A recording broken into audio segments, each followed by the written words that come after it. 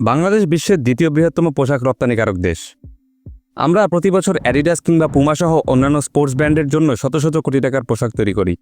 New York, London বা প্যারিসে আপনি যে স্পোর্টস ওয়্যারগুলো দেখেন, খুব ভালো সম্ভাবনা আছে যে সেগুলো বাংলাদেশেই তৈরি হয়েছে। কিন্তু এই একই ব্র্যান্ডগুলো বাংলাদেশে বিনিয়োগ করতে চায় না। কিন্তু কেন? 2010 সাল থেকে আমাদের ক্রিকেট দলের কোনো প্রপার কিট স্পন্সর নেই। বিসিবি শুধু বুকের উপর একটা ব্র্যান্ডের লোগো বসিয়ে দেয় এবং দাবি করে সেটাই কিট স্পন্সর। সারা পৃথিবীর বড় বড় দলগুলোর আয়ের একটা বড় অংশই কিন্তু আসে মার্চেন্ডাইজ থেকে, অর্থাৎ match jersey, training jersey, cap, hoodie, এমনকি ওয়াটার পট পর্যন্ত। কেননা ভক্তরা চায় ডে টু ডে লাইফেও তাদের নিজের পছন্দের দলের একটা ছাপ থাকুক। কিন্তু আমরা যারা চাই তারা বাংলাদেশ দলের অফিসিয়াল মার্চেন্ডাইজ কিনতে পারি না। কারণ কিট স্পন্সর হিসেবে আমরা সাহারা, ব্র্যাক ব্যাংক, দারাজের হাঙ্গরি নাকি, এমনকি রিসেন্টলি রবিকে দেখেছি। কিন্তু তাদের মার্চেন্ডাইজিং বা পণ্য বিক্রির কোনো আনুষ্ঠানিক চ্যানেল নেই, বা চ্যানেল থাকলেও তারা সেই চ্যানেল ব্যবহারে আগ্রহী নয়। কারণ তাদের মূল ব্যবসা কিন্তু জার্সি বিক্রি করা না। এখানে একটা কথা বলে রাখা জরুরি, কিট স্পন্সর আর মেইন শার্ট স্পন্সর দুটো কিন্তু আলাদা জিনিস।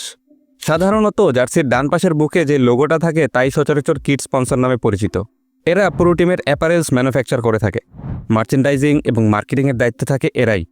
যেমন রিয়াল মাদ্রিদ, লিভারপুল বা ইন্ডিয়ান ক্রিকেট টিমের ক্ষেত্রে অ্যাডিডাস, অন্যান্য টিমের ক্ষেত্রে ক্যাস্টর, নাইকি বা নিউ ব্যালেন্স।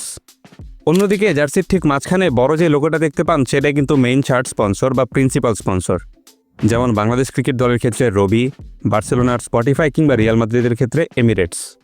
অন্যদিকে গত বছর আমাদের ফুটবল দল সম্ভবত প্রথমবারের মতো একটা প্রপার কিট স্পন্সর পেয়েছে। অথচ ভারতের ক্ষেত্রে আমরা দেখতে পাই অ্যাডিডাস ইন্ডিয়ান টিমকে স্পন্সর করার জন্য বিসিসিআইকে প্রতি বছর 100 কোটি টাকার কাছাকাছি দেয়। কেবল তাদের কিট বানানোর জন্য অ্যাডিডাস বছর বছর এত টাকা পেমেন্ট করতেও রাজি আছে।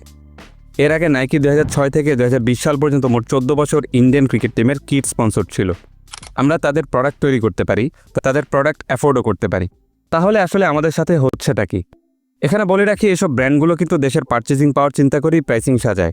যেমন নাইকির জুতা ইন্ডিয়ায় 7,500 রুপি, অ্যাডিডাসের টি শার্ট 800 রুপিতেও পাওয়া যায়।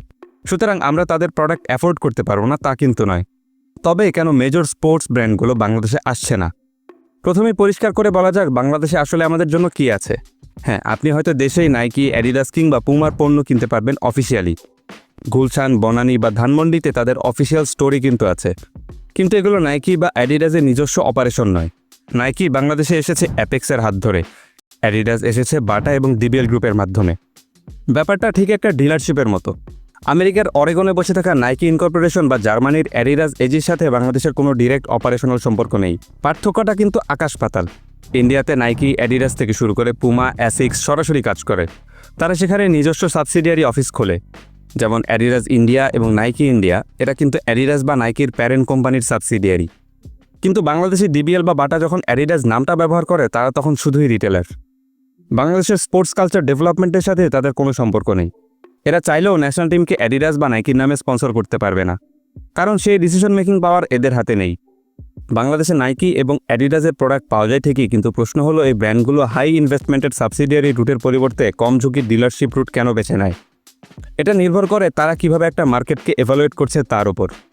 প্রথমত, তারা শুধু জনসংখ্যাই দেখে না, বরং বাজারের ক্রয় ক্ষমতা এবং মানসিকতা পরখ করে দেখে। তাদের প্রয়োজন এমন একটা শক্তিশালী শহুরে মধ্যবিত্ত ও সচ্ছল ভোক্তা শ্রেণী যারা প্রিমিয়াম দাম দিয়ে অরিজিনাল ব্র্যান্ডেড পণ্য কিনতে সক্ষম এবং আগ্রহী।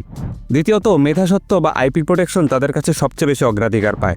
যদি কোনো দেশের ট্রেডমার্ক সুরক্ষা দুর্বল হয় এবং নকল পণ্য প্রকাশ্যে বিক্রি হয়, তবে ব্র্যান্ডগুলো সেখানে বড় বিনিয়োগের ঝুঁকি নেয় না, কারণ এতে তাদের ব্র্যান্ড ভ্যালু এবং মার্কেটিং ইনভেস্টমেন্ট ক্ষতিগ্রস্ত হয়। তৃতীয়ত, তারা একটা উন্নত রিটেল এবং ডিজিটাল অবকাঠামো খোঁজে। ব্র্যান্ডগুলো সবসময় চায় ডিরেক্ট টু কনজিউমার মডেলের মাধ্যমে সরাসরি ক্রেতার কাছে পৌঁছাতে। চতুর্থত, সংশ্লিষ্ট দেশের বাণিজ্য নীতি এবং শুল্ক কাঠামো বিনিয়োগের সিদ্ধান্তে বড় ভূমিকা রাখে। আমদানি শুল্ক অতিরিক্ত বেশি হলে পণ্যের দাম সাধারণের নাগালের বাইরে চলে যায়, যা দীর্ঘমেয়াদে ব্যবসার প্রসারে বাধা হয়ে দাঁড়ায়। পঞ্চমত, ব্র্যান্ডগুলো সেই দেশের সামষ্টিক অর্থনীতি এবং মুদ্রার স্থিতিশীলতা বিশ্লেষণ করে। ষষ্ঠত, গ্রে মার্কেট এবং অনুমোদনহীন আমদানির ঝুঁকি বিবেচনা করা হয়। সবশেষে আসে কৌশলগত অগ্রাধিকার। প্রতিটি কোম্পানির পুঁজি যেহেতু সীমিত, তাই তারা সেই বাজারেই আগে বিনিয়োগ করে যেখানে দ্রুত এবং বড় পরিসরের লাভের সম্ভাবনা থাকে। ফলে বাংলাদেশকে সবসময় ল্যাটিন আমেরিকা বা মধ্যপ্রাচ্যের বাজারগুলোর সাথে প্রতিযোগিতা করেই ব্র্যান্ডগুলোকে আকর্ষণ করতে হয়।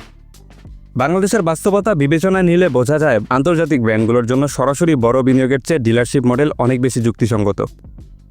যেহেতু আমরা গার্মেন্টস এক্সপোর্টার, তাই নকল করার টেকনোলজি এবং কাপড় আমাদের হাতের কাছেই থাকে। অ্যাডিডাস কোনো জার্সি লঞ্চ করার 1 থেকে 2 দিনের মধ্যে 500 থেকে 1000 টাকায় হুবহু কপি গুলিস্তানে চলে আসে। এমনকি 300 টাকাতেও মিরপুর স্টেডিয়ামের সামনে মাস্টার কপি বিক্রি হয়। ভেবে দেখুন, অ্যাডিডাস যদি এখানে অফিস খোলে আর তাদের স্পন্সর করা টিমের স্টেডিয়ামের সামনে তাদের প্রোডাক্টের কপি বিক্রি হয়, তবে তারা কেন এই মার্কেটে আসবে? ইন্ডিয়াতেও কিন্তু নকল পণ্যের ছড়াছড়ি আছে, কিন্তু সেখানে এনফোর্সমেন্টও বাংলাদেশের চেয়ে শক্তিশালী। নাইকি বা অ্যাডিডাসের মতো কোম্পানি যখন কোনো দেশের ডিরেক্ট অপারেশন শুরু করে তখন তাদের বিশাল ফিক্সড কস্ট থাকে। ইন্ডিয়াতে সেলসের ভলিউমটা বেশি বলে নকল প্রোডাক্ট থাকা সত্ত্বেও এই খরচটা তাদের উঠে আসে। এবার আসি সবচেয়ে বড় বাধায়, ট্যাক্স। বাংলাদেশের ইম্পোর্ট ট্যাক্স স্ট্রাকচার এই ব্র্যান্ডগুলোর জন্য একটা বড় বাধা। জুতা বা কাপড়ের উপর বাংলাদেশে প্রায় 100 থেকে 125% পর্যন্ত ট্যাক্স দিতে হয়। ট্যাক্সের কারণে চওড়া মূল্যের প্রোডাক্টের দাম বেড়ে যায় আরও। যেমন বাটায় এডি জিরো স্নিকার্সের দাম প্রায় 20,000 টাকা। এত চওড়া দামে কয়জন জেনুইন প্রোডাক্ট কিনবে? সত্যি কথা বলতে নাইকি, পুমা বা অ্যাডিডাসের জন্য বর্তমান ফ্র্যাঞ্চাইজি মডেলটাই সবচেয়ে বেশি লাভজনক। অ্যাপেক্স বা বাটা তাদের লাইসেন্সিং ফি দিচ্ছে, প্রোডাক্ট ইম্পোর্ট করছে। প্যারেন্ট কোম্পানির এখানে কোনো অপারেশনাল রিস্ক নেই, অথচ ব্র্যান্ড ভ্যালু ব্যবহার করে টাকা কিন্তু তারা ঠিকই কামাচ্ছে। বাংলাদেশে অফিস খোলা বা ফেক প্রোডাক্টের বিরুদ্ধে মামলা করার ঝামেলা তাদের নিতেই হচ্ছে না। ঠিক এই কারণেই তারা বাংলাদেশের স্পোর্টস ইকোসিস্টেমে 1 পয়সাও ইনভেস্ট করেনি এতদিনেও।